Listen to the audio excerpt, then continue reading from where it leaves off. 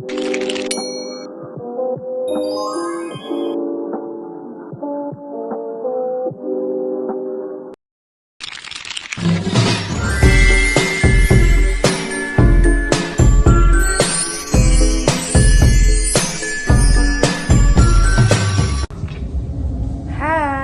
perkenalkan nama saya Siti Haliza.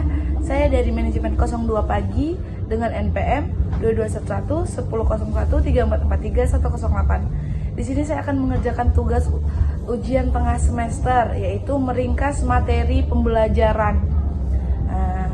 Mata kuliahnya ekonomi Islam, dan di sini materi yang saya ambil dari pembelajaran kami yaitu tentang prinsip ekonomi Islam.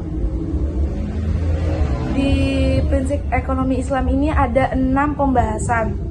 Yang pertama masyir, yang kedua larangan gharar, yang ketiga larangan melakukan hal haram, yang keempat larangan zalim, yang kelima larangan ihtikar, yang keenam larangan riba.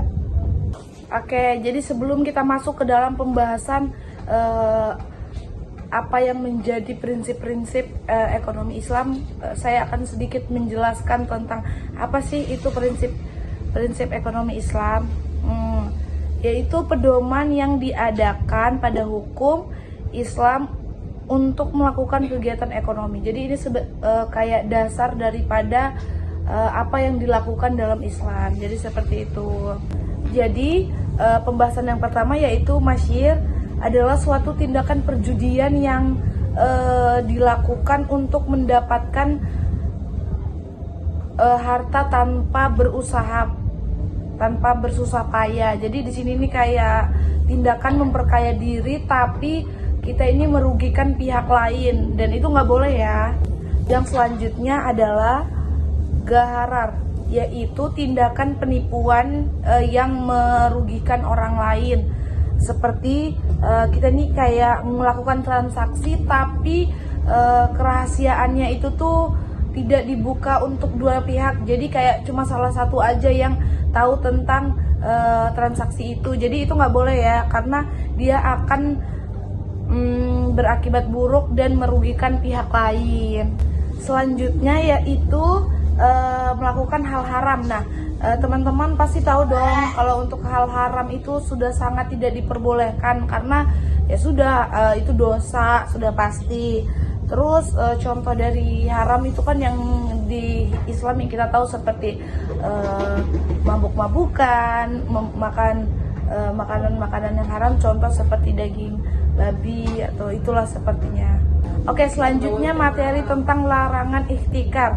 Contohnya apa nih? Contohnya itu seperti penimbunan barang.